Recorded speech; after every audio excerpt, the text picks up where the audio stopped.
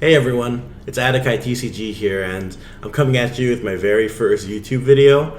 It's going to be a deck profile featuring the black Luffy leader that I used to place fourth in the Carta Magica Treasure Cup. And yeah, if you guys like this sort of content, feel free to subscribe, like, share, comments. I'd really appreciate that. And if you haven't already done so, make sure to check out www.adakai-tcg.com. I'm always posting up the latest custom cards that I'm making there. And yeah, so just check that out to see if you like anything. And without further ado, let's get into the deck profile. Like I said, this is the black Luffy deck profile. For those of you who don't know this leader, what it does is on your turn, when a character is KO'd, you can give up to one rested Dawn card to this leader. And so on paper, this ability sounds a little underwhelming, but with Black's toolkit and just the ability to attach a rested Dawn to this leader, you end up having quite favorable trades that over the course of 2, 3, 4, 5, 6 turns, you can eventually dwindle your opponent's hand size, and yeah, it just becomes this efficient trading engine. And so we'll go into the 2Ks first that I'm running. We're running 4 Surus. This is a fantastic 2K.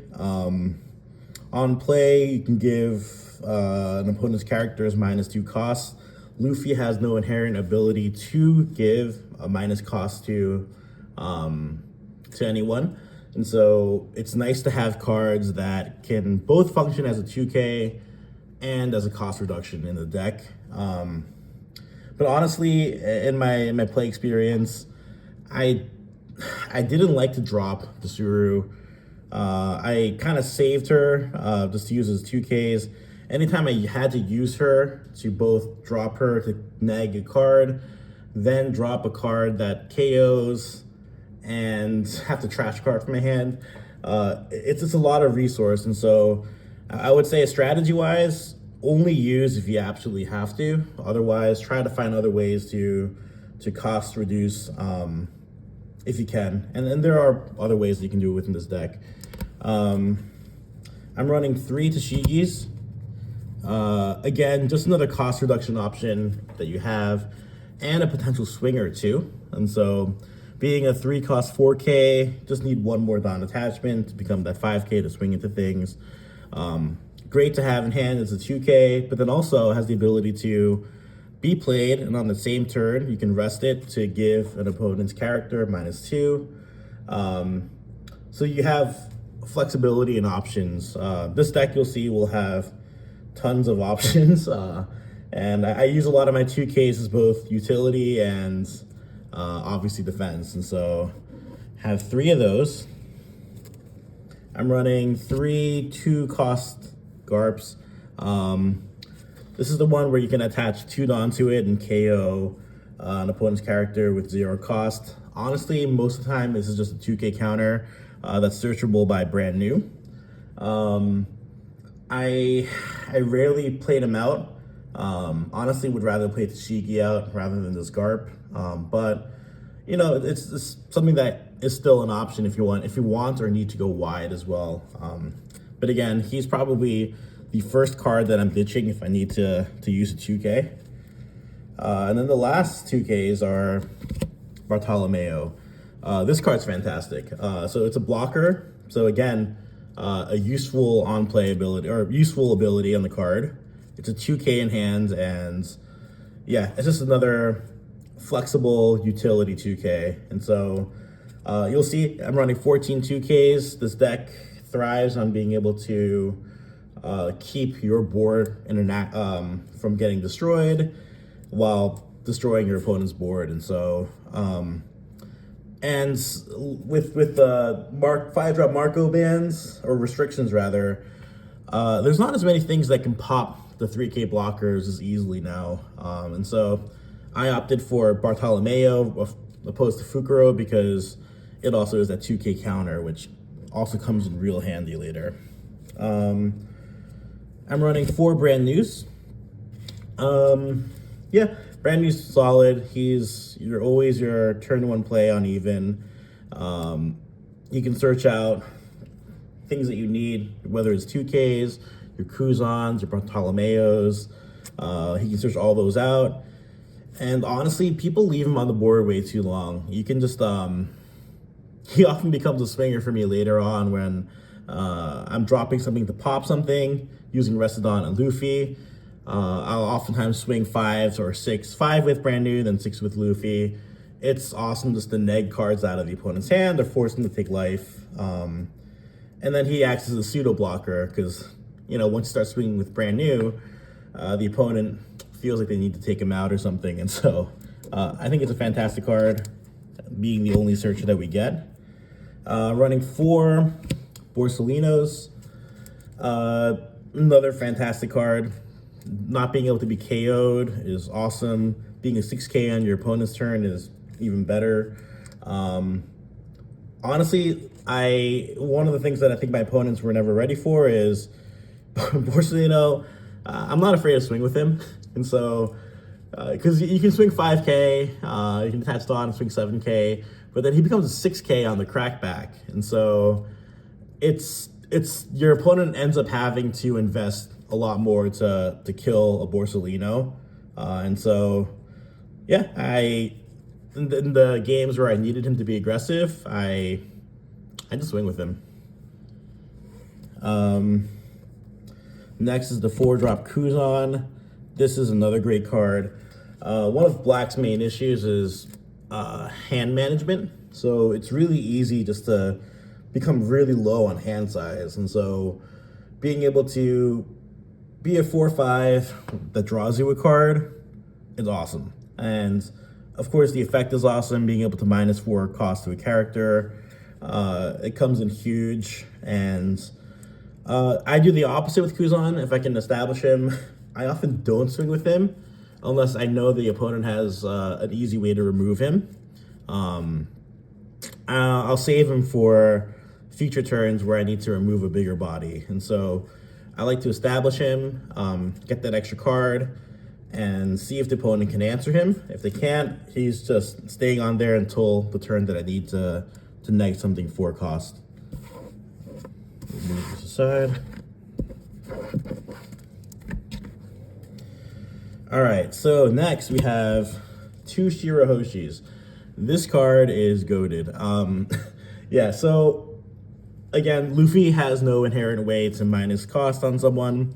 So being able to play another blocker that can neg an opponent's character by 4 and has a counter on it, it's fantastic. It's this has caught many of my opponents off guard, and it has let me take out much bigger bodies and protect my board at the same time.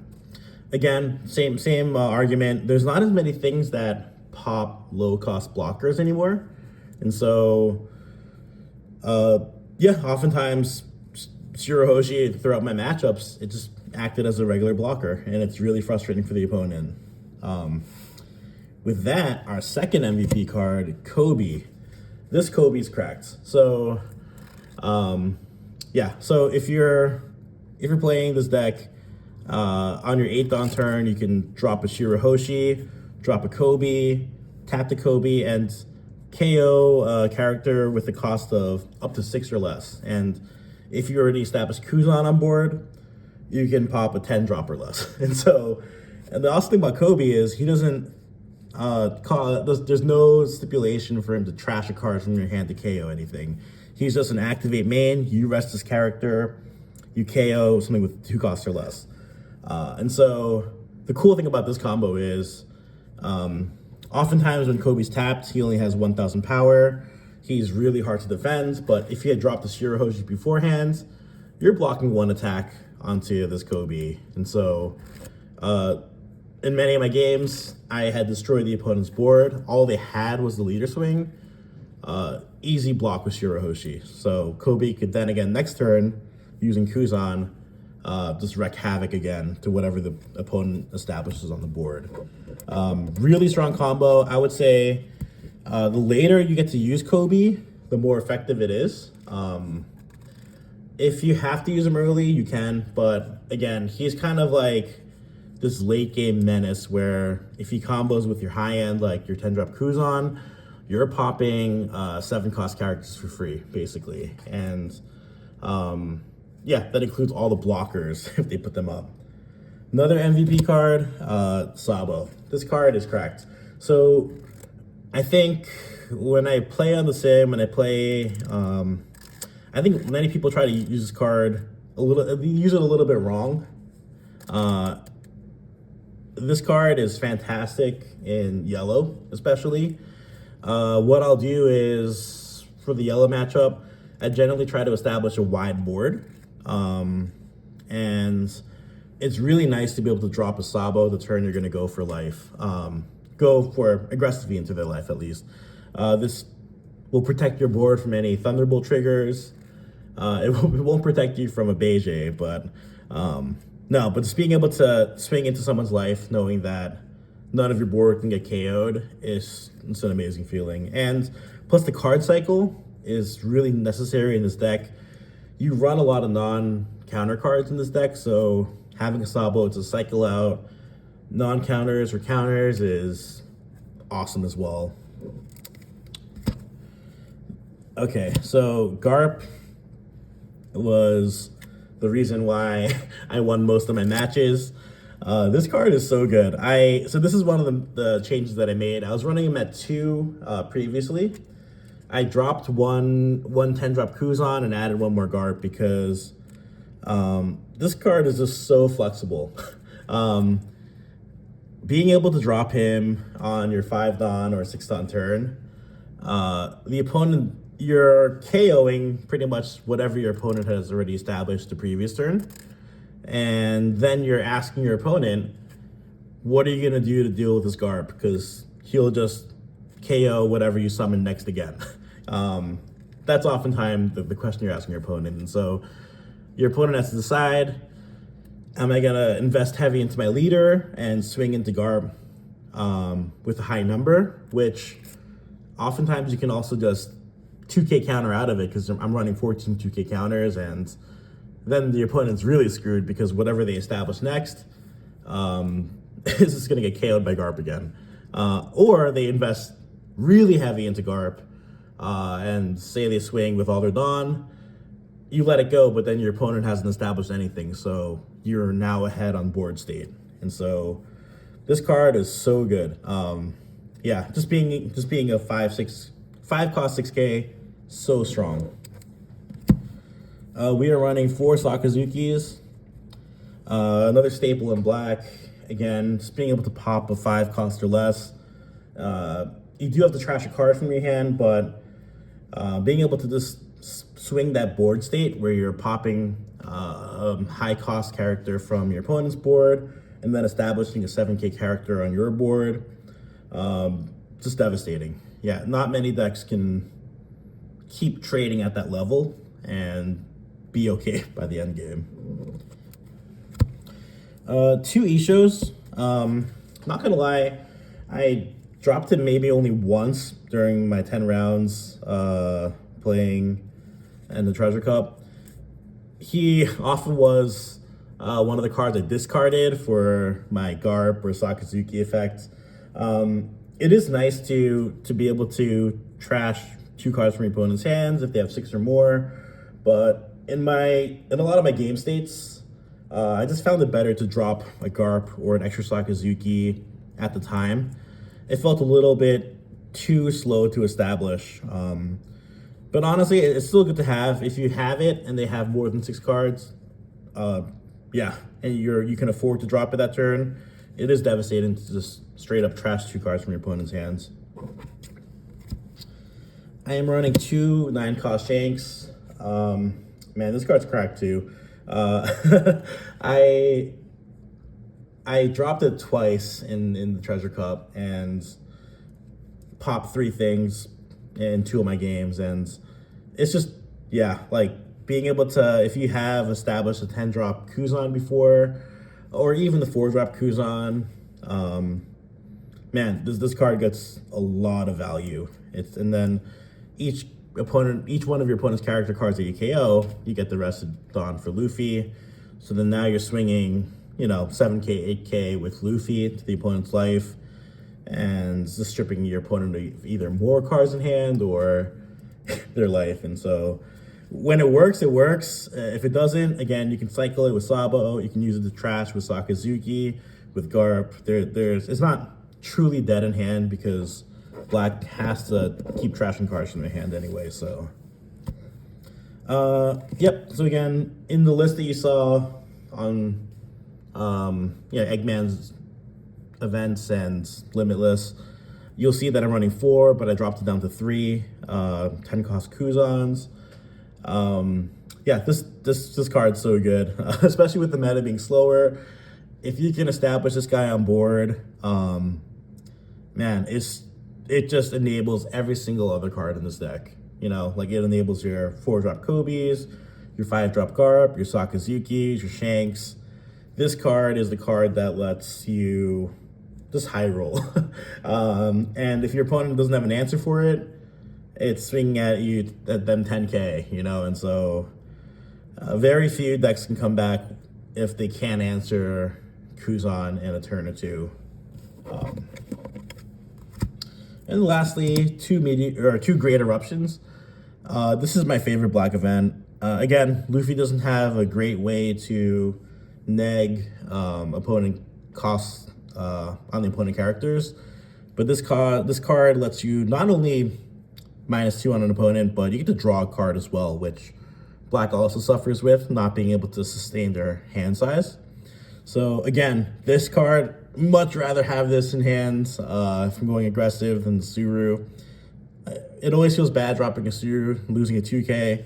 However, just using 1 Dawn for a great eruption, man, feels so good. And so I can only fit 2 in the deck. But two is enough. You only ever need to really stretch those cost reductions so much within a game. And so, yeah, this is the deck profile. Thanks again, everyone, for watching. Again, if you like this sort of content, please make sure to like, subscribe, comment below. It'll really help me push this channel through. And yeah, looking forward to putting out more content like this in the future. Thanks, everyone.